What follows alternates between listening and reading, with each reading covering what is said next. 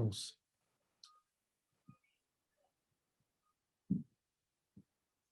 En inglés existe una expresión para describir a alguien que se pierde en los detalles. A menudo se dice que tal persona no puede ver el bosque. Vamos. ¿Ustedes pueden escucharlo bien? ¿Sí? Perfecto, los hermanos. Sí, se escucha bien. Muy bien. Persona no puede ver el bosque por los árboles. Ahora, muchas culturas tienen expresiones similares, por lo que nos es difícil entender lo que queremos decir cuando decimos esta expresión. Cuando nos vemos rodeados de muchos detalles, es fácil perderse en puntos pequeños, al grado que nos confundimos con las cuestiones más grandes y más importantes. Así que, en situaciones confusas, debemos detenernos y dar un paso atrás para mirar el panorama completo. Para la mayoría de las personas, un lugar donde los detalles tienden a oscurecer el panorama completo es el Antiguo Testamento. El Antiguo Testamento es un libro muy grande y contiene tantos nombres, lugares, acontecimientos, enseñanzas teológicas e instrucciones morales que fácilmente perdemos las perspectivas subyacentes que unifican el Antiguo Testamento. Ahora, para superar esta confusa y a veces desconcertante experiencia, necesitamos dar marcha atrás y tomar el panorama completo de todo el Antiguo Testamento. Si escuchan un eco es porque es el inglés que está traduciendo en español. Pactos y canon del Antiguo Testamento. Como veremos en estas series, el Antiguo Testamento es un libro sobre el reino de Dios que está hecho por pactos divinos, que a su vez se explican y se aplican a las situaciones específicas a través de los libros del canon del Antiguo Testamento. Esta lección se titula El reino de Dios. Y en esta lección veremos que una comprensión apropiada de la teología de la Biblia del reino de Dios proporciona una de las más comprensivas y unificadas perspectivas que podemos tener del Antiguo Testamento. En esta lección analizaremos 4 dimensiones de la enseñanza bíblica sobre el reino de Dios. Primero, veremos cómo las Escrituras hablan del reino de Dios en ambos sentidos, amplio y estricto. Segundo, veremos el reino de Dios durante el período primigenio, la fase más antigua de la historia de la tierra. Tercero, analizaremos el reino de Dios en el Antiguo Testamento en la historia nacional de Israel. Y cuarto, veremos cómo el reino de Dios aparece en el Nuevo Testamento. Mirando estos 4 temas, obtendremos una perspectiva amplia y coherente de todo el Antiguo Testamento. Muy bien, noten 2 cosas. Primero, comienza en el Antiguo, pero termina ¿dónde? En el Nuevo. ¿Qué es el propósito de una estructura, de un edificio, si no hay un techo? ¿Verdad? Podrías poner todo, la mueblería, todo, pero si no hay un techo, ¿cómo va a poder servir? La segunda cosa, mis hermanos, que espero que noten, es, vean, cómo él divide esta lección, ustedes otra vez pueden usar en una escuela dominical, ¿verdad? Por ejemplo, la primera semana, 20 minutos, estamos hablando de hora y media, ¿verdad? Entonces, la primera vez, la introducción y la primera parte.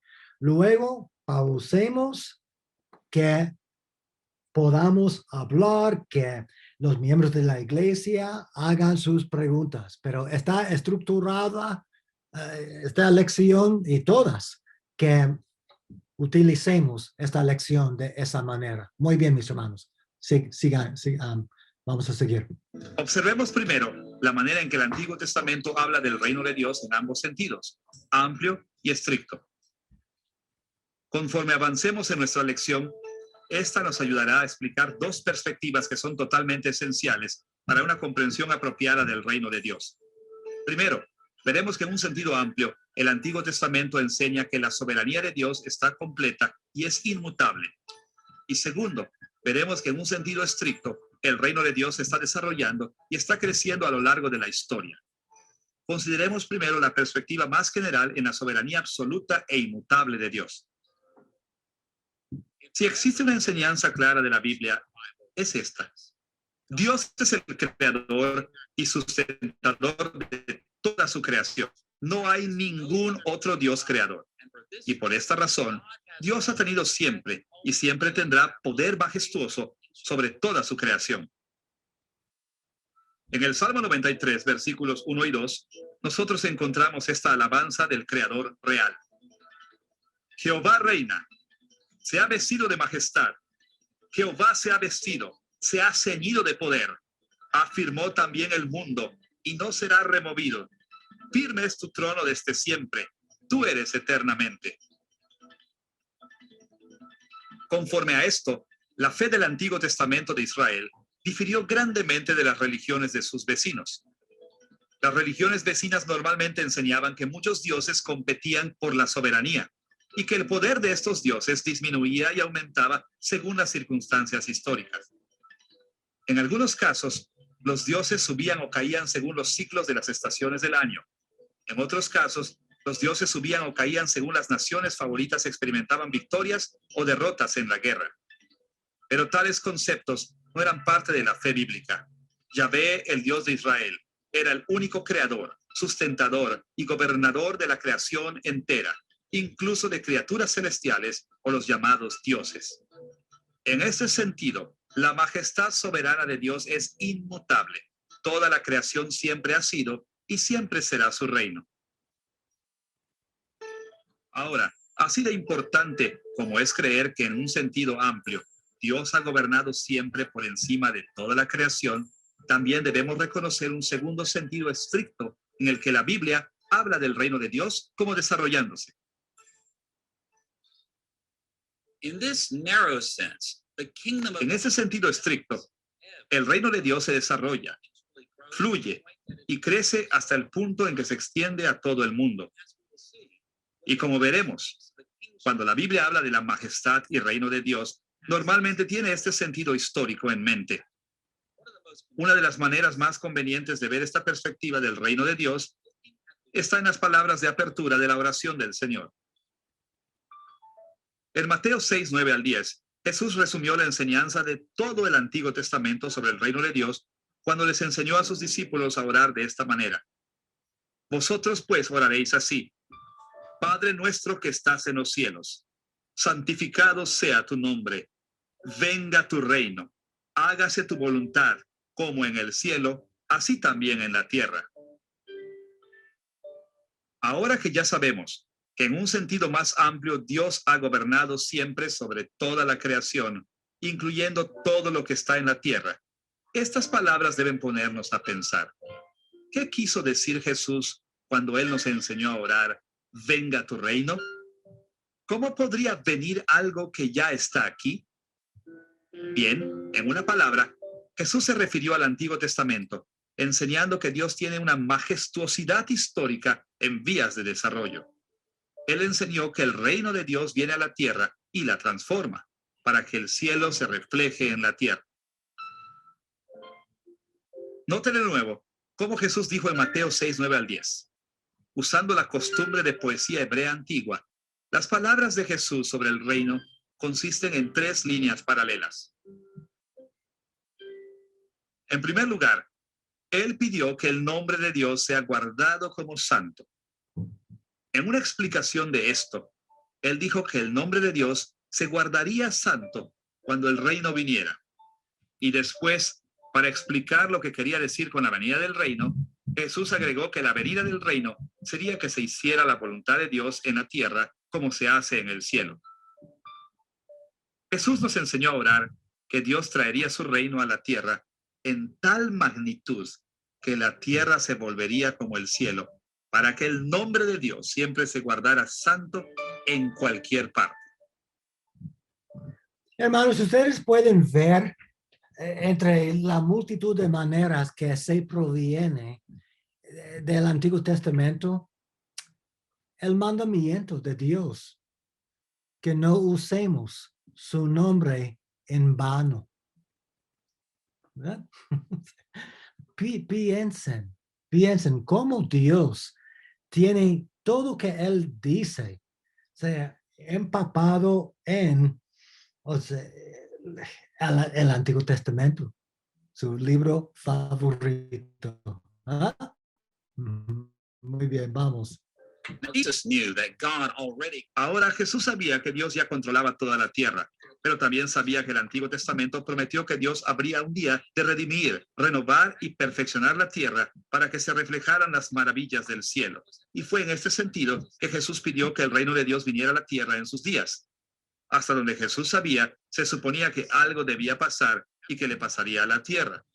Se suponía que Dios extendería su reino celestial para que se hiciera su voluntad tanto aquí como allá. Para poder entender cómo la voluntad de Dios pudiera hacerse en la tierra como se hace en el cielo, nosotros veremos el retrato del reino celestial de Dios encontrado en Daniel 7. En Daniel 7, 9 al 10, leemos estas palabras. Estuve mirando hasta que fueron puestos unos tronos y se sentó un anciano de días. Su vestido era blanco como la nieve, el pelo de su cabeza como lana limpia. Su trono llama de fuego y fuego ardiente las ruedas del mismo. Un río de fuego procedía y salía de delante de él. Miles de miles lo servían y millones de millones estaban delante de él. El juez se sentó y los libros fueron abiertos. Esta descripción del cielo no es rara. Es el tipo de escena que encontramos cada vez que las escrituras hablan del trono celestial de Dios. Pero hay por lo menos dos dimensiones de este cuadro del reino celestial de Dios que debemos remarcar. Por un lado, mientras Dios reina en el cielo, se revela a sí mismo a sus criaturas en su presencia gloriosa especial. Mientras las escrituras enseñan, Dios es omnipresente, Él está en todas partes, pero en su omnipresencia Él es invisible. En el trono del cielo, sin embargo, Dios se sienta en su trono y lleva vestidos blancos, radiantes, con pelo blanco como la lana. Su trono está ardiendo en llamas y fuego consumado fluye de su trono. La presencia especial de Dios en su trono es irresistible. Él aparece como el todo glorioso. Su esplendor deslumbrante inunda el cielo. Ahora compare la gloria de Dios en el trono celestial con la gloria de Dios en la tierra. Lo mejor que vemos en la tierra es un pálido reflejo de su irresistible esplendor celestial. Sí, nosotros vemos la gloria de Dios reflejada en las maravillas de la creación, pero esto no es nada comparado con la gloria de Dios en el cielo. Así que, cuando Jesús oró para que el reino de Dios venga a la tierra, como en el cielo, un aspecto de lo que él tenía en mente era que el brillo irresistible de la presencia especial de Dios llenaría la tierra como el cielo. Esto es lo que el apóstol Juan tenía en mente cuando describió la nueva Jerusalén que vendría del cielo a la tierra cuando Cristo vuelva. En Apocalipsis 21-23, nosotros leemos estas palabras. La ciudad no tiene necesidad de sol ni de luna que brillen en ella, porque la gloria de Dios la ilumina y el Cordero es su lumbrera. Así que, cuando Jesús nos enseñó a orar para que el reino de Dios sea manifestado en la tierra como en el cielo, parte de lo que quiso decir era que nosotros debemos pedirle a Dios que venga a la tierra en su real esplendor glorioso. Por otra parte, también debemos ver que la brillante presencia gloriosa de Dios causa ciertos efectos en el trono celestial. Tal como lo leemos en Daniel 7:10. Un río de fuego procedía y salía de delante de él. Miles de miles lo servían y millones de millones estaban delante de él. El juez se sentó y los libros fueron abiertos. the effect of God's glorious presence El efecto de la presencia gloriosa de Dios es un segundo resultado del reino celestial de Dios que viene a la tierra. En la tierra es fácil rebelarse contra Dios en este momento. De hecho, la mayoría de las criaturas aquí lo hacen. Los enemigos de Dios, tanto espirituales como humanos, se oponen a su reino. Pero un día cuando Cristo vuelva y la presencia gloriosa especial de Dios venga a la nueva tierra, todas las criaturas de la tierra serán destruidas o harán la voluntad de Dios aquí, como se hace ahora en el cielo. Por eso el apóstol Pablo podía decir lo que dijo en Filipenses 2:10, que para que en el nombre de Jesús se doble toda rodilla de los que están en los cielos, en la tierra y debajo de la tierra. Así que vemos que Jesús presentó el reino de Dios como una realidad terrenal histórica en desarrollo. Él anheló el día cuando la gloria de Dios sería tan evidente en su presencia especial en la tierra, que la voluntad de Dios se haría tan extensa en la tierra como en el cielo. Y Él nos enseñó a compartir esa visión del futuro con Él. Ahora que hemos distinguido el reino de Dios en un sentido amplio y en un sentido estricto, estamos en posición de ver cómo el Antiguo Testamento... Muy bien, vamos a pausar por un segundo. Preguntas o comentarios, mis hermanos, sobre esta lección. ¿Les cae bien?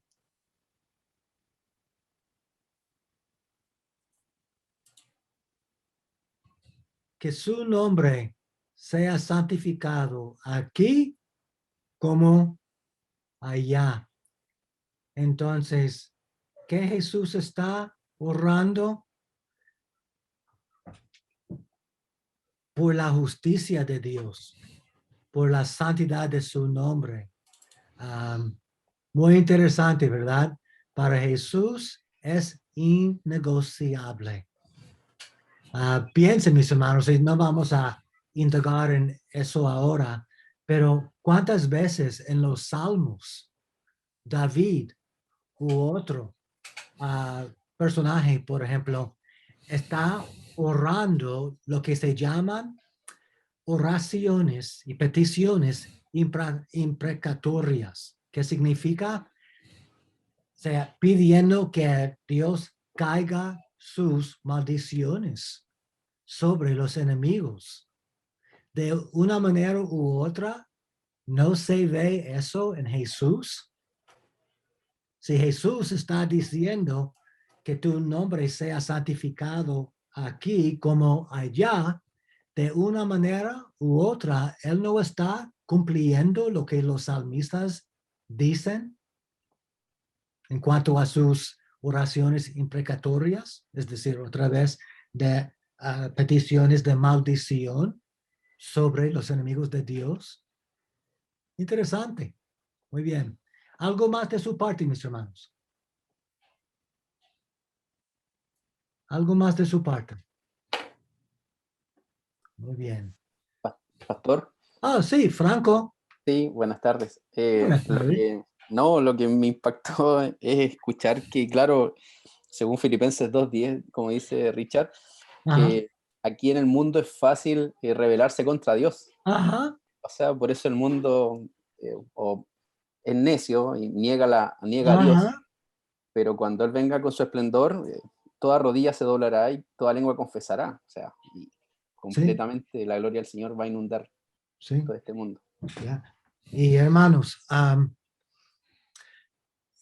cada enemigo, cada uno que se oponga al Señor, no solamente se opone al Señor, sino con cada pecado, año tras año tras año, está acumulando, según el Nuevo Testamento, más y más y más ira. Más ira. Entonces, gracias al Señor que nos salvó. Vamos a seguir. Encuentra su unificación, rastreando el desarrollo del reino de Dios en la tierra. A esas alturas, veremos el reino de Dios en Génesis capítulo 1, versículo 1 al capítulo 11, versículo 9, al que a menudo nos referimos como la historia primigenia. Conforme investigamos la historia primigenia, nosotros veremos tres cuestiones. Primero, cómo esta parte de la Biblia define el lugar del reino de Dios en la tierra. Segundo, cómo identifica al pueblo del reino de Dios. Y tercero, cómo describe el progreso desde sus inicios del reino terrenal de Dios. Veamos primero cómo la historia primigenia establece el lugar del reino de Dios. Los primeros capítulos de Génesis explican cómo Dios empezó a establecer la tierra como el lugar de su reino. Veremos en dos pasos cómo esta dimensión geográfica del reino glorioso de Dios es revelada. Primero, veremos que desde el principio Dios preparó la tierra para su reino venidero. Y segundo, veremos cómo Dios planeó comenzar su reino en un lugar céntrico para después extender sus límites geográficos hasta alcanzar el mundo entero. Empecemos por ver la manera en que Dios preparó el mundo inicialmente para la edificación de su reino. Génesis capítulo 1 enfoca la manera en que Dios preparó al mundo desde el principio para que fuera su reino. El título de este capítulo se encuentra en Génesis capítulo 1, versículo 1. En el principio creó Dios los cielos y la tierra. Después de este título, Génesis capítulo 1, versículo 2 a Génesis capítulo 2, versículo 3 muestran que Dios comenzó formando la tierra en un lugar para su reino glorioso en una estructura triple. Primero, la historia de la creación empieza en Génesis capítulo 1, versículo 2 con el mundo en caos y Dios haciendo los preparativos para tomar acción en contra de ese caos. Escuchen la manera en la que se describe la tierra en este versículo. La tierra estaba desordenada y vacía. Las tinieblas estaban sobre la faz del abismo y el Espíritu de Dios se movía sobre la faz de las aguas. Se dicen dos cosas importantes en este versículo. Por un lado, la tierra estaba desordenada y vacía, cubierta con tinieblas y en un caos profundo. A estas alturas, la tierra no era un lugar agradable para habitar, no era ideal. Los términos desordenada y vacía se usan en otra parte en el Antiguo Testamento para referirse a lugares salvajes y desérticos en la tierra, lugares que son inhabitables por seres humanos. Y además de esto, las tinieblas y el abismo tienen connotaciones muy negativas a lo largo de las Escrituras.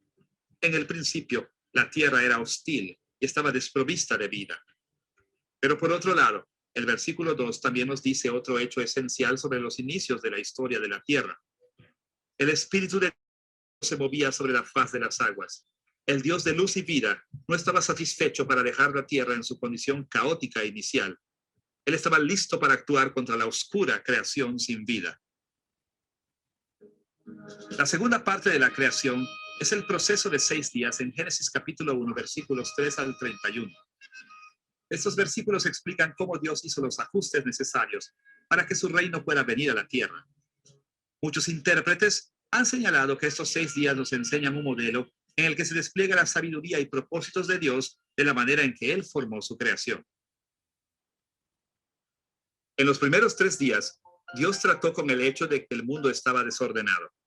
En los siguientes 3 días, Él trató con el hecho de que el mundo estaba vacío. Es más, las acciones de Dios en esas 2 etapas de 3 días van a la par de alguna manera notablemente. En el día 1, Dios formó el día y limitó la oscuridad a la noche. Y correspondientemente, en el día 4, Él puso el sol, la luna y las estrellas en el cielo para mantener este orden. En el día 2, Dios formó la atmósfera, separando las aguas de abajo de las aguas en el cielo.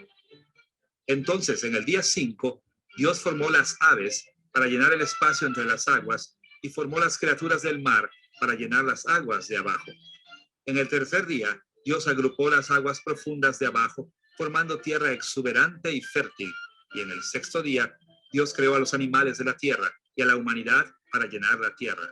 Dios desplegó insuperable sabiduría y poder cuando Él habló y transformó el mundo de caos en un lugar maravillosamente ordenado. Ahora, nosotros debemos poner especial atención a un repetido tema en los versículos 3 al 31. Específicamente, Génesis capítulo 1 nos dice que cuando Dios miraba su creación, Él vio que era bueno. En el versículo 31, nosotros vemos eso en el sexto día. Él vio que todo lo que había hecho era bueno en gran manera. Ahora, cuando la Biblia dice que la creación era buena, significa en parte que Dios aprobó su trabajo en un sentido moral porque Él había solucionado la situación caótica significativamente, la oscuridad y el abismo, y porque había traído orden al mundo. Pero la palabra que es traducida como bueno, tov en hebreo, también significa más que eso. Aquí y en otros lugares en el Antiguo Testamento, denota también agradable, agradando o incluso precioso. En 6 días, Dios cambió el mundo para que reflejara su propia voluntad y deseos, haciéndolo un lugar precioso que le encantó. Por eso, la tercera parte de la creación en capítulo 2, versículos 1 al 3, habla del día sábado. Al principio de Génesis 1, Dios no estaba satisfecho con la creación, pero en Génesis capítulo 2, versículos 1 al 3, Dios se regocijó en lo que Él había hecho. De hecho, Dios estaba tan contento con los preparativos iniciales de la tierra que descansó de este trabajo y santificó el día séptimo o sabático. En una palabra, Dios estaba satisfecho de que sus preparativos iniciales pusieron a la tierra en dirección hacia el tipo de lugar que él quería que fuera. Como hemos visto, Dios preparó la tierra inicialmente como un lugar que le agradó, pero también debemos notar que los grandes propósitos de Dios para la tierra requerían un desarrollo continuo. A pesar de todo el trabajo que Dios había hecho en la primera semana de la creación, Él no había convertido al mundo entero en un paraíso maravilloso. Génesis capítulo 2 atrae la atención al hecho que mientras el mundo entero se había ordenado hasta cierto grado, había realmente solo un lugar en la tierra que podría llamarse un paraíso. Escuche la manera en que Génesis capítulo 2, versículos 8 y 9 describe este lugar. Jehová Dios plantó un huerto en Edén, al oriente, y puso allí al hombre que había formado. E hizo Jehová Dios nacer de la tierra todo árbol delicioso a la vista y bueno para comer. También el árbol de la vida en medio del huerto, el árbol del conocimiento del bien y del mal. Piénselo de esta manera. Dios manejó la tierra entera del mismo modo que los artistas frecuentemente hacen diseños con el lápiz en su lienzo antes de pintar. Él no pintó el cuadro entero de la tierra inmediatamente. Estableció un orden y orientación básicos de la manera que él quería que fuera el mundo. Pero la pintura no estaba completa. Aún así, Dios pintó una porción de la tierra con colores magníficos y la adornó como el centro de su creación. La región de la tierra se llamó Edén, que quiere decir en hebreo agradable o agradando. Y esa región era el deleite especial de Dios. El centro de Edén, en aquel entonces, era un jardín, un lugar maravillosamente precioso, un oasis espectacular, un magnífico jardín paradisíaco digno de un rey. Y así fue que, aunque Dios era omnipresente en su creación e invisiblemente presente en todas partes, Él escogió la tierra de Edén y sobre todo el jardín que estaba dentro de Edén como el lugar para su presencia especial visible. Aquí fue donde Dios se desplegó gloriosamente en la tierra. Pero este jardín y esta tierra eran solo una porción pequeña de la tierra. El resto del mundo había sido ordenado hasta cierto punto, pero todavía le faltaba mucho más.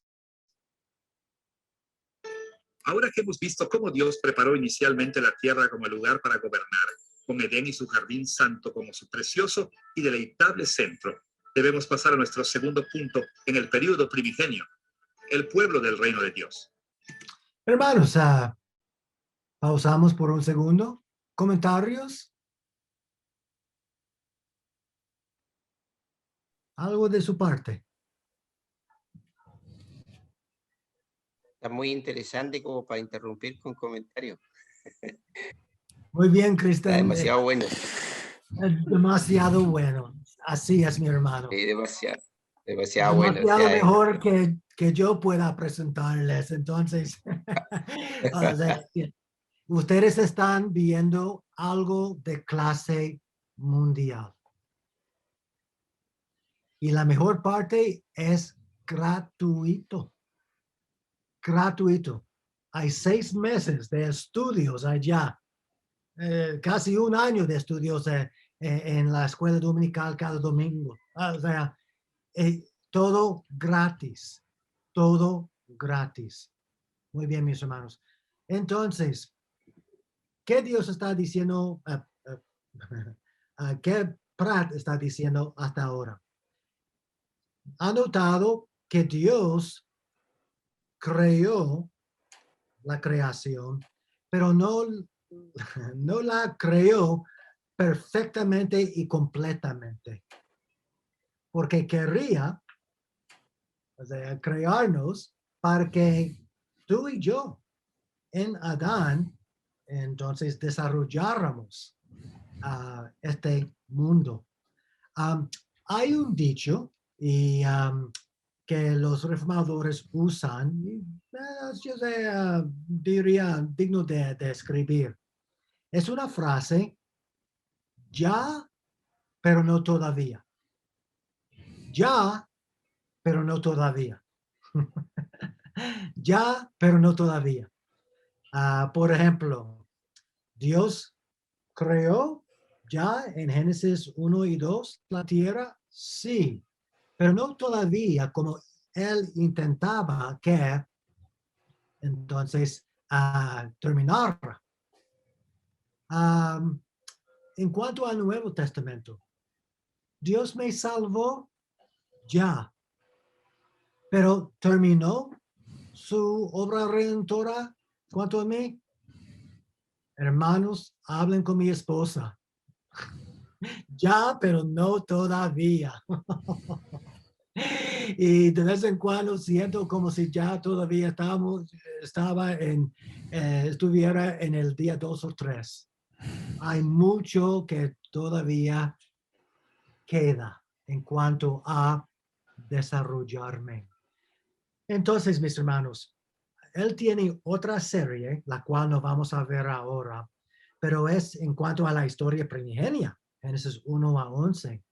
Y va a hablar más sobre lo que él está desarrollando aquí en esa serie.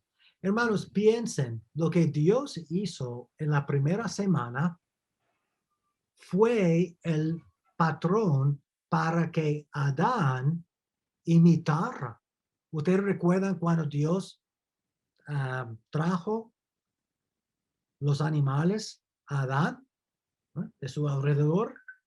¿Qué Adán tuvo que hacer?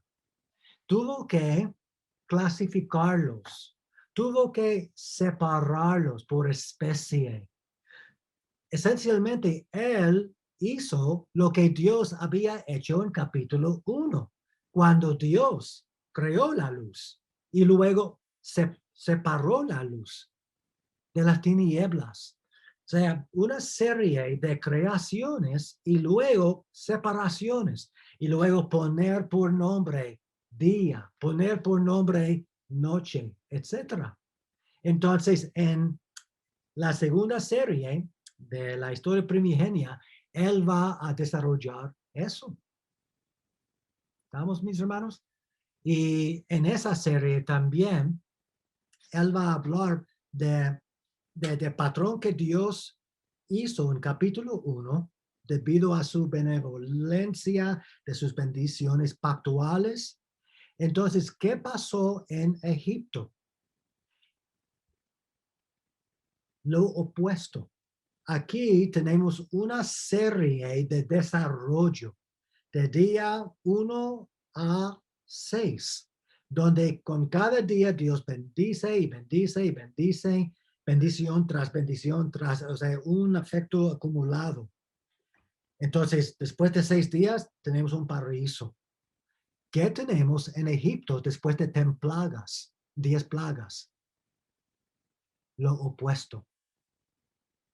Aquí tenemos de día 1 a 6, wow, Edén.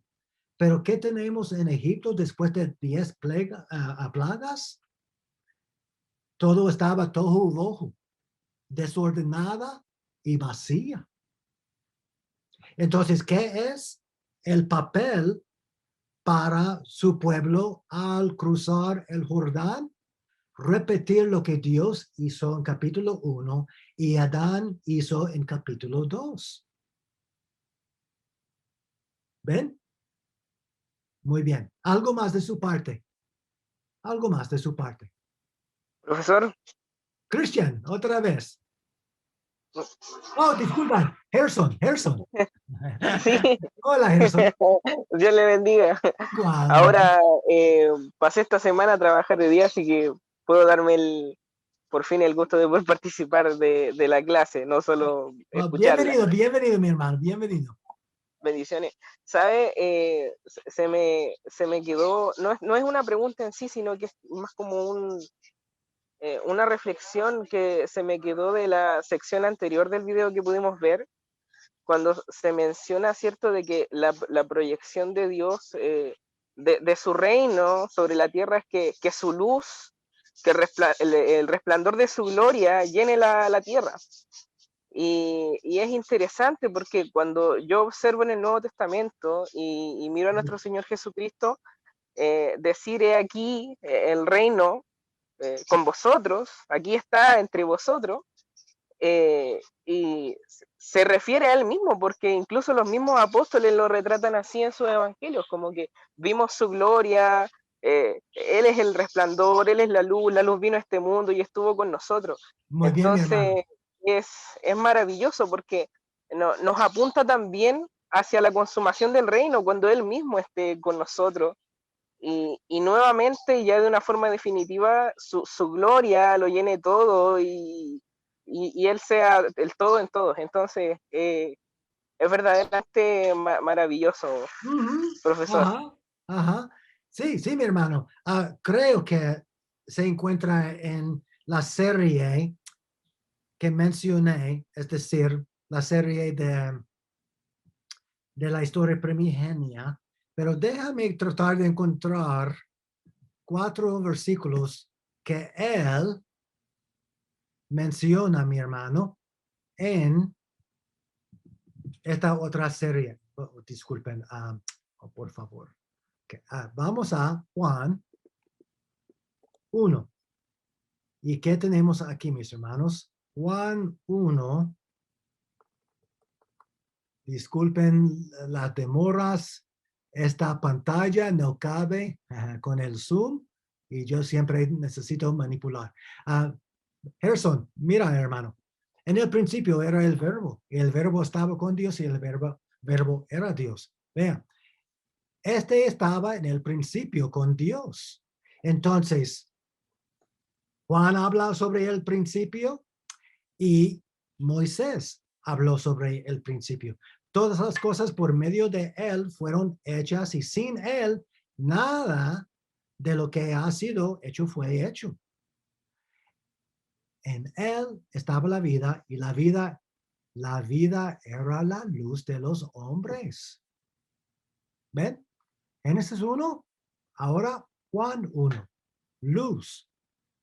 Juan 8:12, Jesús es la luz.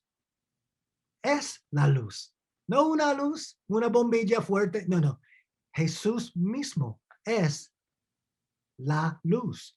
Y aquí, Gerson, lo que tú mencionaste, hermano, la luz resplandece en las tinieblas. Y las tinieblas no la dominaron. Juan conoció Génesis 1 muy bien. Y él, entonces, ¿qué? Ata. Él está asociando lo que Dios hizo en el principio con lo que Dios ha hecho por medio de Jesús. Creación, recreación. O sea, lo que Él ha hecho en nosotros. Y ahora Él está en el proceso de ¿qué? Santificarnos, que es más o menos de transformarnos de un día 1 o 2 a un día 6,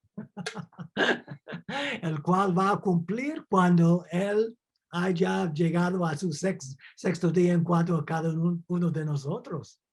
Sí, pero el patrón para Adán fue el patrón para su pueblo en la Tierra Santa. Y lo que Dios hizo allá, hizo en nosotros. Y cuando tú y yo evangelizamos, ¿qué estamos haciendo? Es el papel, ¿verdad? Ustedes recuerdan, mis hermanos, y Gerson, voy a terminar con este comentario. Hermanos, Génesis 1, 26 a 28. Vean, mis hermanos. Y vamos a tomar nuestro primer receso después de eso. Entonces dijo Dios, hagamos al hombre a nuestra imagen, conforme a nuestra semejanza, y tenga potestad sobre los peces del mar, las aves de los cielos y las bestias, sobre toda la tierra y sobre todo animal que se arrastra sobre la tierra. Y creó Dios al hombre a su imagen, a imagen de Dios lo creó, varón y hembra los creó. Dios bendijo los bendijo Dios y les dijo, fructificad y multiplicaos, llenad la tierra y sometedla, ejercer potestad sobre los peces del mar, las aves de los cielos y todas las bestias que se mueven sobre la tierra. En el seminario, mis hermanos, mis profesoras y mis profesores ataban eso apropiadamente con la gran comisión de Mateo 28 a 20. Ahora, mis hermanos, tú y yo ya no hacemos lo que Adán tuvo que hacer, pero vean cómo Mateo actualiza la obra que Dios había asignado a Adán. Jesús se acercó y les habló diciendo, toda potestad me es dada. Lo que Dios inicialmente dio a Adán, ahora ha dado al segundo Adán. Toda potestad, no dice todavía es del primer Adán, no. Toda potestad me es dada en el cielo y en la tierra. Por tanto, id y haced discípulos a todas las naciones, bautizándolos en el nombre del Padre, del Hijo y del Espíritu Santo, y enseñándoles que guarden todas las cosas que os he mandado. Y yo estoy con vosotros todos los días hasta el fin del mundo. Ven, mis hermanos, cómo la gran comisión es del Antiguo Testamento, comenzando desde Génesis. ¿Ven? ¿Ven? ¿Están conmigo todavía? ¿Están conmigo? Muy bien. Así es. Sí. Muchas gracias, profe. Sí, mi hermano. Entonces, el papel que Dios originalmente asignó a Adán, él no pudo haber fracasado. Él no pudo fracasar peor. Pero Dios, en su gracia, redimió un linaje escogida. Y ahora tú y yo nacimos y fuimos renacidos en Él. Y ahora tú y yo seguimos desarrollando el plan en Cristo. Ya, no todavía. Ya, pero no todavía. Ya tú y yo tenemos el plan y el papel, pero no todavía. Dios ha cumplido este plan. Este plan. Estamos. Algo más de su parte. Gerson y Gabriel y Jonathan son los únicos que veo. En cuanto al resto de ustedes, algo de su parte. Pastor. Profesor. Hola, ¿quién habla? Jonathan, profesor. Jonathan. Sí. Disculpe, ¿usted dará el receso ahora o tiene para una pregunta más? Dale, mi hermano, dale. Ok, porque el hermano Jared quería hacer una pregunta. Hola, Jared. Yo también. Cristian, muy bien. O sea, Pero que hable el hermano Jared primero. Dale, Jared. Hola, pastor, bendiciones. Estoy un poco resfriado. Hay un eco, como si estuvieras en una cueva. Estoy en algo similar. No, lo que sucede es que cambié el computador, entonces puede que sea eso. ¿Se escucha mejor? Sí, si no te entiendo, alguien me puede traducir. Hermano Jared, no sé si es que tiene un celular cerca del computador, por ejemplo. Espérame. ¿Ahora se escucha mejor? Sigue, mi hermano, sigue. Sí, no, más que nada era una pregunta particular respecto al tema de la creación. No sé si se escucha bien. Lucho, pero sigue, mi hermano. Hola. Van a las 8:30, sale más. ¿A las 8:30? Sí.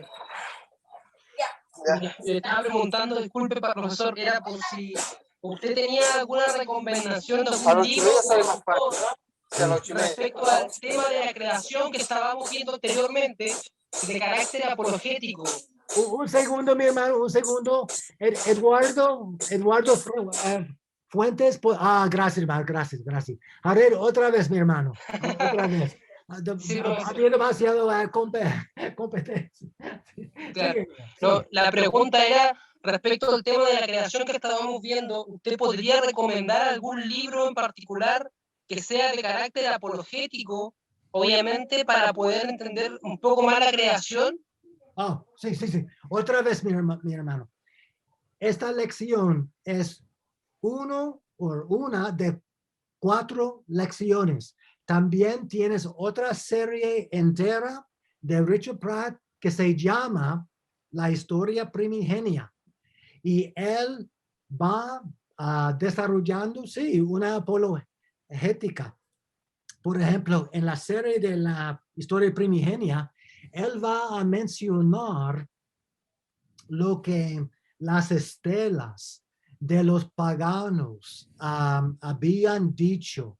Él va a comparar y contrastar la interpretación bíblica de Dios con lo que los vecinos estaban escribiendo, los mitos de ellos. Entonces, es el mejor lugar para comenzar. Muchas gracias, profesor. Era eso. De verdad, muchas gracias. Sí. Y también, mi hermano, si Dios me abre la oportunidad de regresar, yo voy a hablar mucho más sobre eso en cursos subsiguientes. Otra vez, Jared, recuerda, mi hermano, Dios no escribió Génesis para Adán y Eva. Dios escribió Génesis para Moisés y su generación que se iban de Egipto al monte Sinaí. Entonces, Moisés pudo haber tomado 40 años para escribir todo o toda la Torá. Y a lo largo de la Torá, mi hermano, él está, ¿qué? Usando la palabra de Dios para exponer los mitos falsos. Las plagas, como alguien mencionó, Éxodo, hermano, Éxodo 12, 40, 41, habla, el tiempo que los hijos de Israel habitaron Egipto fue 430 años, el mismo día en que se cumplían los 430 años, todas las huestes de Jehová salieron de la tierra. Es noche de guardar para Jehová por habernos sacado en ella de la tierra de Egipto. Esta noche deben guardarlos. Disculpen, ¿dónde? Por favor. Dice en Éxodo 12 que las plagas juzgaron a los dioses de Egipto. Toda la Torá es una apologética para entonces promover yahwehísmo y a la vez exponer la falsedad de las religiones y los mitos paganos y falsos. Muy bien. Christian, ¿tenía una pregunta, mi hermano? Christian. Sí. No, era decirle o consultarle a usted, uno puede hacer un paralelo en un sentido con Génesis 1, acerca de cómo Dios hizo la nueva, o sea, hizo la creación, ¿cierto? Y como usted o como lo pone el video también allí y usted nos ha enseñado, podemos hacer un paralelo con la nueva creación espiritual que Cristo hizo en la humanidad, en el hombre, y en especial en su iglesia. Claro, sí. Eso es. Hay etapas. Sí, porque otra vez, en el contexto original, Dios escribió Génesis para Moisés y su generación, que estaba a punto de cruzar el Jordán para conquistar la tierra prometida y luego hacer el mismo patrón que Dios había hecho en Génesis 1, ellos iban a hacer en la ¿qué? Tierra de Canaán. Porque espiritualmente la tierra de Canaán estaba en día 1. Todo en las tinieblas, todo vacía y todo desordenada. Y ellos iban a continuar como si fueran el segundo Adán. Ahora iban a ser el pueblo de Dios para poco a poco ordenar el desorden y llenar con ¿qué? Con santos, redimidos, la tierra poco a poco, con la población, sí, hasta que Jesús viniera. Muy bien, mi hermano. Y otra vez, en el Nuevo Testamento, tú y yo, como Tremper Longman, uno de mis profesores solía decir, ahora, en el Antiguo Testamento, de vez en cuando Dios ordenaba la guerra santa como parte de su evangelismo. Y los soldados de Israel de vez en cuando daban una espada, ¿qué?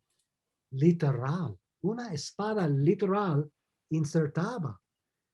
Tú y yo ya no damos la espalda literal, pero tú y yo ya ahora damos ¿qué? La espada de la palabra de Dios. ¿Ven? De una espada literal para matar a los cananeos, pero ahora una espada de la palabra que, como Tremper Longman dice, mata al viejo hombre. Y ahora teniendo el Espíritu Santo, ¿qué pasa? Dios comienza en cada uno su proceso de día 1 a día 6. Cristian y otro. Preguntas, comentarios, mis hermanos. Excelente, gracias por la explicación. Aleluya. Entonces, la gran comisión no es nada nuevo. Proviene desde el principio de la palabra, el primer capítulo de la palabra. Hermano, Génesis 1, 26, déjeme encontrar y vamos a tener nuestro descanso después de este comentario. Un segundo. Ahora. Un segundo. Déjame. Ahora, muy bien. Aquí, versículo 27. Vayivra Elohim et Adam Salmo. Vayivra Elohim. Y Dios creó et Adam. Mira, en hebreo, Adán con N es Adam con M. Porque la palabra Adama es la palabra para el polvo, o el suelo. Dios creó a Adán de la Adama. Por ende se llama Adán. Adán es de la Adama, ¿okay? La tierra, el suelo. Betzalmo, Betzelem, Elohim bara oto. Es su imagen, semejanza. Sí, Elohim creó, dice oto, que significa a él. No a ambos, sino a él. Luego, Zahar, un que va. Zahar es la palabra para varón. Nekeva es la palabra para, ¿qué? Hembra. La palabra, mis hermanos, y vamos a terminar con eso. La palabra nekeva es de una raíz de 3 letras, nakav. Y nikuv es la palabra para punzar. Lenakev, yo quiero lenakev mi manga. Yo quiero lenakev. Yo quiero punzar mi manga. Entonces, Cuando Dios creó a ella, creó a ella Nekeva. La palabra Nekeva significa la punzada. Porque Dios no solamente le dio un nombre, sino al darle el nombre, estaba, con mis profesores decían, estableciendo su supremacía sobre ella y también el papel que ella tendría, que era parte de ese papel, que ella sería punzada por el pene del hombre, del Zahar. ¿Para qué? Dar a luz hijos para entonces evangelizar, para expandir, para dar más, más empleados, ¿verdad? Para, sí, multiplicarse la imagen de Dios en la tierra. Muy bien, hermanos. Sí, de hecho, el túnel de Ezequías en Israel es un túnel de 500, bueno, podemos hablar sobre eso en el futuro, pero la palabra ya para túnel es de esta palabra, porque un túnel por debajo de las rocas es, ¿qué? Nikuv, también es la misma palabra. Pues, hermanos, vamos a tomar nuestro receso. Si hay otra pregunta, cuando regresemos. Pero vean cómo Dios puede usar, o sea, esta lección para estimularnos y a provocarnos a pensar. Jonathan, ¿algo más, mi hermano? Sí. No, después del receso ya ocupamos unos minutitos cortitos. Si 10 es que minutos. puede, si 10 es que minutos. puede, si no lo hacemos el miércoles. Si necesita todo el tiempo, la clase de hoy lo hacemos para el miércoles. Sí, sí, sí, sí. Sí, no me preocupo, sí, sí. Pensé en necesitar 2 sesiones para realmente chupar el jugo de esta lección de él. Muy bien, entonces, mis hermanos, 10 minutos hasta el 25, ¿verdad? Muy bien. Nos vemos en 10 minutos. Perfecto, listo, profesor. Muy bien, chao. Tiene su cumplimiento en la gran comisión, donde Dios nos ordena que bauticemos a todas las naciones, discipulando a todas las naciones en el nombre trino. Entonces, todo el Antiguo Testamento también, mis hermanos, es para aún los pastores que se encuentren en sus iglesias de Chile. Muy bien. Vamos entonces, hermanos, a seguir con la segunda parte de esta noche. Y vamos entonces, aquí busquemos YouTube, vamos. El pueblo del reino de Dios, vamos. En este momento, Dios ordenó a la raza humana como sus siervos del reino, los instrumentos con los que Él completaría sus preparativos para que la tierra se convirtiera en su reino. El papel especial que juega la humanidad se vuelve claro a través de los comentarios de Dios acerca del hombre que puso en el jardín de Edén. Aun cuando todo en su orden inicial para la creación había sido bueno, incluso muy bueno, en Génesis 2:18 nosotros leemos estas palabras. Después dijo Jehová Dios, no es bueno que el hombre esté solo, le haré ayuda idónea para él. Dios, quien había juzgado que lo que había hecho en la creación era bueno, había encontrado algo en su santo jardín especial que no era bueno. Adán no tenía esposa, pero ¿por qué esto no era bueno? En una palabra, Dios había creado la raza humana para un trabajo que era demasiado grande para que una sola criatura lo lograra por sí misma. Podemos ver por qué esta tarea era demasiado grande para un solo hombre, si notamos que el rol de la humanidad se describe de 2 maneras. Dios hizo a Adán y a Eva para que le sirvieran como sacerdotes y como sus virreyes o representantes reales. En primer lugar, a Adán y a Eva se les dio el trabajo de sacerdocio. Ellos fueron llamados para ministrar y honrar a Dios con actos de adoración. Ya hemos visto que esto es lo que hacen las criaturas en el trono celestial y también era lo que Adán y Eva debían hacer en la tierra. En Génesis 2:15 leemos estas palabras. Tomó pues Jehová Dios al hombre y lo puso en el huerto de Edén para que lo labrara y lo cuidara. A primera vista podríamos pensar que Dios puso a Adán y a Eva simplemente para que fueran jardineros, pero ellos eran mucho más que esto. De hecho, la expresión lo labrara y lo cuidara es un tanto inusual y tenía un significado especial para Moisés y los israelitas, quienes leyeron antes esta historia.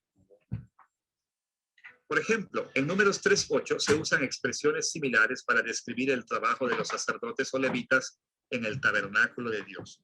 Allí leemos: cuidarán de todos los utensilios del tabernáculo de reunión y de todo lo encargado a ellos por los hijos de Israel, ministrando en el servicio del tabernáculo.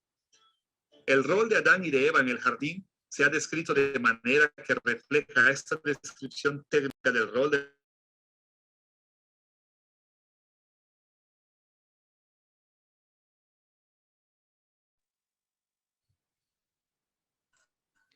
Pastor, Profesor, silenció disculpe. Sí.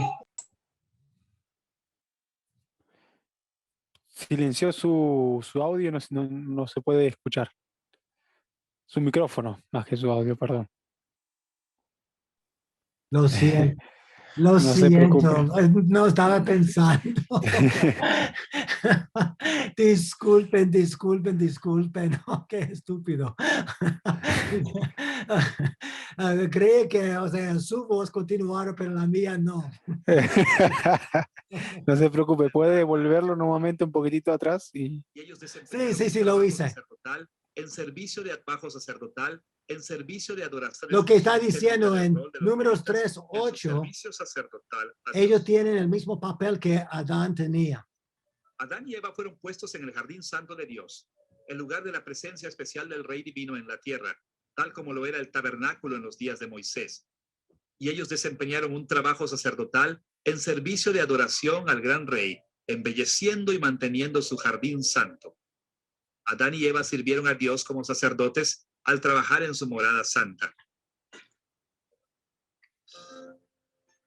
En segundo lugar, Adán y Eva también fueron ordenados como realeza, como los virreyes de Dios. En efecto, ellos eran sacerdotes reales.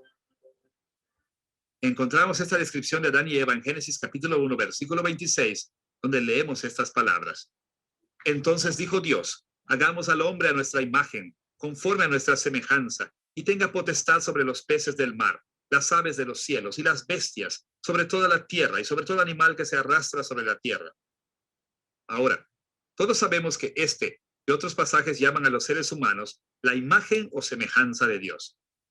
En el pasado, los teólogos pensaban comúnmente que esto significaba que los seres humanos eran criaturas racionales y morales, pero este no es el enfoque en Génesis capítulo 1. Para entender la importancia de ser a la imagen de Dios, nos ayudará a saber que en el mundo del Antiguo Testamento era común para los reyes y emperadores dentro y alrededor de Israel el ser llamados imágenes, semejanzas e incluso los hijos de los dioses. Los reyes y emperadores recibían estos títulos porque en tiempos del Antiguo Testamento las personas creían que las figuras reales tenían un papel muy especial en el mundo que los distinguía de los seres humanos ordinarios. Se pensaba que los reyes estaban entre el cielo y la tierra y se creía que los reyes y emperadores tenían la tarea especial de aprender la voluntad o sabiduría de los dioses en el cielo y entonces usar su poder real para dar fuerza a esa voluntad celestial aquí en la tierra. Para usar el lenguaje de Jesús de la oración del Señor, los reyes debían aprender la voluntad de Dios en el cielo y traer esa voluntad a la tierra. Ahora, nosotros podemos ver que Moisés era radical porque declaró que todos los seres humanos, no solo los reyes y emperadores, eran hechos a la imagen de Dios. Según el Antiguo Testamento, todos los seres humanos fueron creados para ser los virreyes de Dios, gobernar sobre la tierra en el nombre de Dios y asegurarse de que su voluntad se haga aquí, tal como los emperadores antiguos pensaban en gobernar en el nombre de sus dioses. Toda esta cuestión de ser a imagen en la realeza explica por qué Dios describió el rol de la humanidad como lo hizo en Génesis capítulo 1, versículos 27 y 28. Escuche lo que Moisés escribió en estos versículos. Y creó Dios al hombre a su imagen. A imagen de Dios los creó. Varón y hembra los creó. Los bendijo Dios y les dijo: fructificad y multiplicaos, llenad la tierra y sometedla, ejerced potestad sobre los peces del mar, las aves de los cielos y todas las bestias que se mueven sobre la tierra. Nosotros podemos resumir este rol real de la imagen de Dios de esta manera. Como hemos visto, Dios estableció una medida de orden y belleza en la creación y puso a la humanidad en su maravilloso jardín santo para que le sirvieran como sacerdotes. Pero Dios también llamó a su imagen real para multiplicarse numéricamente y llenar no solo el jardín de Edén, sino la tierra entera. Y Él les ordenó tener dominio, no solo sobre el jardín de Edén, sino también sobre la tierra entera. El gran Rey del cielo ordenó a la humanidad como el instrumento para la expansión del reino. Los seres humanos debían multiplicarse, extenderse por todas partes y convertir la tierra entera en el jardín de Dios para que ellos pudieran traer la voluntad de Dios a la tierra y servirlo como sacerdotes por todo el mundo. Extender el reino de Dios por todo el mundo fue el propósito principal para el que Dios puso a los seres humanos en la tierra. Ahora que hemos visto cómo Dios estableció un lugar y unas personas para su reino en el principio, nosotros debemos analizar el progreso del reino de Dios aquí en la tierra desde sus inicios. Resumiremos el registro que Moisés hace sobre estos tiempos de tres maneras. En primer lugar, hablaremos de la traición cósmica que tuvo lugar contra el gran rey. Segundo, veremos cómo la corrupción de la humanidad ha aumentado a niveles inimaginables y se enjuiciará severamente. Pero en tercer lugar, nosotros encontraremos que Dios reveló una estrategia a largo plazo para cumplir sus propósitos del reino en la tierra a pesar de los fracasos de la humanidad. Veamos primero la traición que ocurrió en la tierra. En lugar de traer la voluntad de Dios a la tierra entera, Adán y Eva cayeron ante la tentación de Satanás y se rebelaron en contra de su rey divino, comiendo la fruta prohibida. Como resultado, en lugar de extender la belleza de Edén a los extremos de la tierra, ellos fueron expulsados de Edén y fueron condenados a vivir bajo una maldición. Aún así, el papel de la humanidad como constructores del reino no desapareció completamente. Adán y Eva todavía debían adorar a Dios, aún debían multiplicarse y tener dominio. Aún así, debido a su rebelión, ellos y la tierra estaban bajo maldición para que el multiplicarse y el dominio fueran difíciles, frustrantes y dolorosos. Acerca de multiplicarse, Dios dijo estas palabras a Eva en Génesis capítulo 3, versículo 16. A la mujer dijo: multiplicaré en gran manera los dolores de tus embarazos. Con dolor darás a luz los hijos. Tu deseo será para tu marido, y él se enseñoreará de ti. Y Dios instruyó a Adán con respecto al dominio de esta manera en Génesis capítulo 3, versículo 17. Y al hombre dijo: por cuanto obedeciste a la voz de tu mujer y comiste del árbol de que te mandé diciendo, no comerás de él, maldita será la tierra por tu causa. Con dolor comerás de ella todos los días de tu vida. En lugar de cumplir su tarea como imagen de Dios, con relativa facilidad e interminable honor, la humanidad fue obligada a morar en un mundo hostil y para experimentar dolor y futileza viviendo como imagen de Dios. En segundo lugar, durante el período primigenio, la humanidad siguió continuamente un camino de corrupción que eventualmente será llevado al juicio severo de Dios. Antes de que la raza humana cayera en pecado, los hijos que nacieran habrían sido más imágenes y reyes, fieles y sacerdotes. Pero cuando Adán y Eva pecaron, ya no era verdad que todos sus descendientes serían fieles a Dios. De hecho, por su naturaleza caída, ninguno de ellos incluso podría ser fiel sin la redención de Dios del poder del pecado.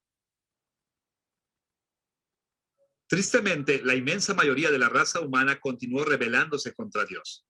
El primer hijo de Adán y Eva, Caín, asesinó a su hermano Abel.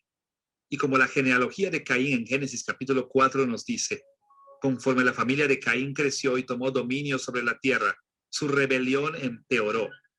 En lugar de construir una cultura humana como sacerdotes reales de Dios, rindiéndole culto a Dios y extendiendo su voluntad sobre la tierra, los descendientes de Caín se exaltaron y construyeron culturas que se opusieron al reino de Dios. De hecho, conforme pasó el tiempo, los seres humanos se volvieron tan viles que Dios decidió destruir a la humanidad. Como leemos en Génesis capítulo 6, versículos 5 al 7. Vio Jehová que la maldad de los hombres era mucha en la tierra, y que todo designio de los pensamientos de su corazón solo era de continuo el mal. Y se arrepintió Jehová de haber hecho al hombre en la tierra, y le dolió en su corazón. Por eso dijo Jehová: borraré de la faz de la tierra a los hombres que he creado, desde el hombre hasta la bestia, y hasta el reptil y las aves del cielo, pues me arrepiento de haberlos hecho. En tercer lugar, sin embargo, la historia primigenia nos dice que Dios diseñó una estrategia a largo plazo para extender su reino por todo el mundo.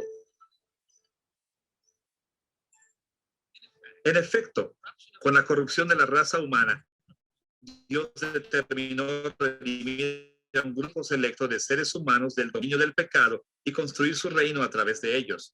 Dios mostró misericordia salvadora a estas imágenes para que pudieran cumplir con su voluntad. La primera pista de esta estrategia a largo plazo se introdujo inmediatamente después de que Adán y Eva pecaron en Génesis capítulo 3, versículo 15. Allí Dios maldijo a la serpiente que había provocado al pecado de Adán y Eva, diciendo estas palabras: pondré enemistad entre ti y la mujer, y entre tu simiente y la simiente suya. Esta te herirá en la cabeza, y tú la herirás en el talón. En esencia, Dios prometió que aunque Satanás y aquellos seres humanos que lo siguieron continuarían perturbando la simiente de Eva, finalmente sus verdaderos descendientes, la humanidad redimida, aplastarían la cabeza de la serpiente y conquistarían a aquel que los había llevado a la traición cósmica. Por eso Pablo aseguró a los cristianos romanos en Romanos 16:20: y el Dios de paz aplastará muy pronto a Satanás bajo vuestros pies. La gracia de nuestro Señor Jesucristo sea con vosotros. Esta esperanza de redención ha continuado desde el tiempo de Adán y Eva hasta nuestros días. En contraste con la línea de Caín, que se volvió cada vez más corrupta, un tercer hijo, Set, nació para reemplazar al fiel Abel. Como dice la genealogía de Génesis 5, Set y sus descendientes honraron a Dios con sus vidas, ya que buscaron traer su voluntad a la tierra. E incluso, cuando las cosas se pusieron tan mal en la tierra, que Dios destruyó a la humanidad con un diluvio mundial, había un descendiente de Set, que era fiel y encontró el favor ante los ojos de Dios, Noé. Y Dios rescató a Noé y a su familia, aunque el diluvio exterminó al resto de la humanidad. Ahora, casi al final de la historia primigenia en Génesis capítulo 8, versículos 21 y 22, Dios preparó una estrategia compleja a largo plazo, por la cual sus imágenes redimidas cumplirían sus propósitos como la imagen de Dios. Allí nosotros leemos: al percibir Jehová olor grato, dijo en su corazón: no volveré a maldecir la tierra por causa del hombre, porque el corazón del hombre se inclina al mal desde su juventud, ni volveré a destruir todo ser viviente como he hecho. Mientras la tierra permanezca, no cesarán la sementera y la siega, el frío y el calor, el verano y el invierno, el día y la noche. Note la motivación de Dios. Él reconoció que aún los seres humanos redimidos son pecadores y débiles. Él observó que el pecado continuaría descargando estragos sobre su imagen cada día. Así que el Rey de los cielos adaptó su creación para que se mantuviera una estabilidad a largo plazo para la raza humana. La razón de esta estabilidad se ve claramente en Génesis capítulo 9, versículo 1. Bendijo Dios a Noé y a sus hijos, y les dijo: fructificad, multiplicaos y llenad la tierra. En una palabra, Dios puso estabilidad en la naturaleza y descartó la amenaza de un diluvio mundial para que sus imágenes redimidas pudieran cumplir la tarea original de la humanidad. Dios sabía lo que el resto de las Escrituras nos dice claramente: el camino hacia la extensión de su reino no sería recto e ininterrumpido. Él sabía que su propio pueblo tropezaría y se caería, y sabía que la oposición a sus siervos del reino subiría y caería. Así que estableció un nuevo orden de estabilidad a largo plazo en la naturaleza, para que un día en un futuro distante sus imágenes redimidas y fieles pudieran cumplir el trabajo de extender su reino a lo largo de este mundo caído.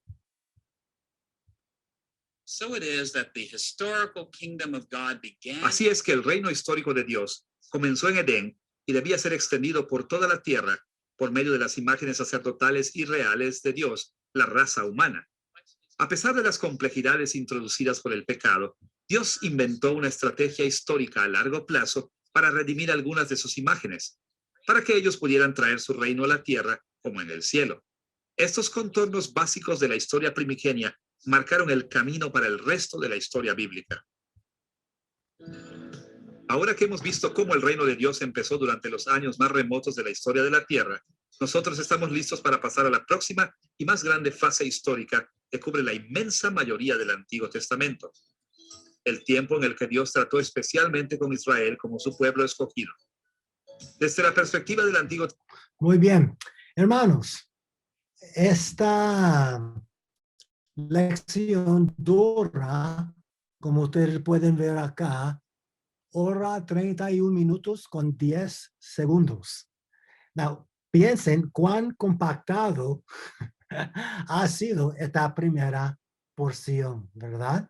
O sea, solo cubrimos 39 minutos, pero piensen, mis hermanos, cómo se puede utilizar en la escuela dominical o durante la semana en la iglesia.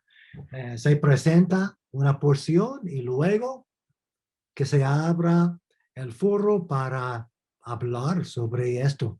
Quisiera escuchar sus comentarios y si hay unos comentarios. Vamos a terminar en 6 minutos, pero quisiera saber su perspectiva, qué piensan sobre eso. ¿Profesor? Jared, otra vez. Hola, mi hermano. Perdón que interrumpa tanto, pero... No, los invito que hablen. Por favor, sigue. Hace un tiempo atrás estaba analizando, yo pregunto otras cosas de carácter apologético porque me gusta la apologética y incluso hay un programa con el cual trabajamos con mi hermano Rifo, que está por ahí también, mi hermano José Ignacio Rifo. Hermano sí, José Jared, Rifo. Hola, José. Sí, sí. Hermano Jared, disculpe, para que como hay como un eco, muy fuerte. Entonces le pido si puede hablar más despacio para que el profesor pueda entender, porque si habla rápido, el eco hace que no se entienda. Sí. ¿Se escucha Entonces, mejor ahora, no? Lo que pasa es que estoy conectado desde el computador, entonces... Sí, entendemos. Claro, la pregunta era de carácter apologético porque me hicieron una pregunta hace un tiempo atrás y la verdad es que busqué respuestas, pero no había nada claro, no me quedó muy claro a mí particularmente. Y la pregunta es respecto al pasaje que recién estuvimos viendo de Génesis, donde decía que Dios se arrepintió de haber hecho al hombre. Cada vez alguien hace esa misma pregunta. Sí. Sí, claro que sí. La respuesta más fácil, primero, Dios no cambia en cuanto a sus propósitos, en cuanto a sus promesas, pero Él sí se involucra con nosotros y de vez en cuando habla ¿sabe lo que voy a hacer? Yo voy a encontrar algo de Wayne Grudem. Voy a cortar algo de Wayne Grudem, de su teología sistemática, para entonces que lo lean. Porque eso va a ser más concienzudo y con calma puedes leer eso. Todos pueden. Jonathan, entonces, esta noche, necesito notar eso para no olvidarme, pero yo quiero entonces, mi hermano, enviarte, Jonathan, algo, o sea, una cita extendida de la parte de Wayne Grudem para que habla sobre eso. Creo que es de su capítulo de los atributos. Pero en cuanto a las promesas de Dios, sus propósitos no cambian. De vez en cuando las escrituras, Dios dice a Jonás, mira, 40 días y si Asiria no se arrepiente, entonces voy a destruir. Pero ¿qué pasó? Se arrepintieron y por ende Dios no tuvo que derramar sus maldiciones pactuales. Muy bien. Sí, se requiere más que 3 o 4 minutos para ampliar y darte una respuesta digna de la importancia. Sí. Hermanos, en cuanto a eso, otra cosa. En el principio, les pedí quizás no estaban con nosotros, pero en el principio les pedí que me escribieran 2 o 3 oraciones, 4 máximo, pero no más de 2, 3, 4 oraciones, expresando cómo este curso les ha ayudado. Y el propósito que mencioné es que yo necesito escribir una carta de oración para las iglesias que nos apoyan y que oren por ustedes. Ellos saben que yo iba a enseñar este curso entre ustedes y yo sé que hay unos que están orando por ustedes. Cuando ellos entonces escuchan del impacto personal que hace, entonces también sus oraciones se hacen más personales y más íntimas. Entonces, les recuerdo, por favor, si Dios ha usado este curso en su vida, en su ministerio, en su persona, tu vida personal, que me escriban no más otra vez de 4 oraciones. Mis hermanos, vamos a entonces cerrar con la oración. 2 horas vuelan más rápido que 3. Wow. Oramos. Nuestro Dios, gracias por mis hermanos. Bendice el ministerio de Tercer Milenio. Bendice a Richard Pratt y a los profesores que siempre están en el proceso de producir más y más y más lecciones. Dios, provéeles todos los recursos, dinero, dones, etcétera, que ellos necesiten para realmente seguir produciendo lecciones de esta magnitud. Gracias por cada uno de mis hermanos de Chile. Sigue usando este curso en sus vidas. En el nombre de Cristo.